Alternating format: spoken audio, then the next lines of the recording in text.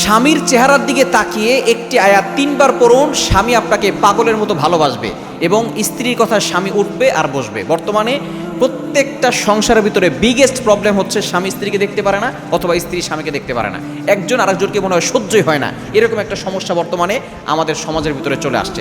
অনেক মায়েরা বোনেরা ফোন দিয়ে বলেন, হুজুর আমার স্বামী আমার কথা শোনে না, আমার স্বামী পরকীয়ায় লিপ্ত হয়ে গেছে, আমার স্বামী আমাকে আগের মতো মহব্বত করে না, আমার স্বামী আগে বিয়ের পরপর খুব ভালোবাসতো, 1 বছর 1.5 বছর হওয়ার পরে এখন আর আমার স্বামী আমাকে কোনো কিছুই দিতে চায় না, এবং আমার স্বামী আমার সাথে ভালো করে কথাও বলতে চায় না, কথায় কথায় ঝগড়া করে, আমার ভিতরে কেমন যেন অশান্তি সবসময় লেগেই থাকে।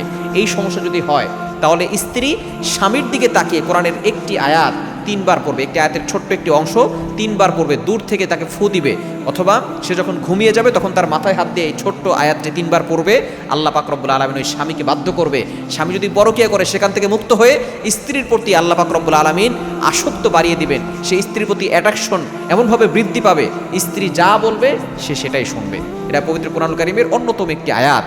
এই আমলটি করার জন্য অবশ্যই 5 ওয়াক্ত নামাজ স্ত্রীকে পড়তে হবে, গুনাহ ছাড়তে হবে, এবং বেশি বেশি করে আল্লাহর ইবাদত করতে হবে, আল্লাহর কাছে দোয়া করতে হবে স্বামীর জন্য, এবং এই আয়াতটি পড়বে। এটা হচ্ছে পবিত্র কোরআনুল কারীমের 16 নম্বর পারা 13 নম্বর পৃষ্ঠার 2-3 নম্বর লাইন, সূরা তাহার 39 নম্বর আয়াতের ছোট্ট একটি অংশ। ওয়া আলকাইতু আলাইকা মাহাব্বাতাম মিন্নি, এটা দূর থেকে স্বামীর চেহারার দিকে তাকিয়ে 3 বার পরে আপনি দূর থেকে ফু দিয়ে দিবেন এবং তার জন্য দোয়া করবেন যে আল্লাহ আমি তাকে বাধ্য করতে চাচ্ছি। নিয়মিত কিছুদিন আমল করলেই এই আয়াতের মাধ্যমে আল্লাহ পাক রব্বুল আলামিন তার স্বামীকে বাধ্য করে দিবে ইনশাআল্লাহ।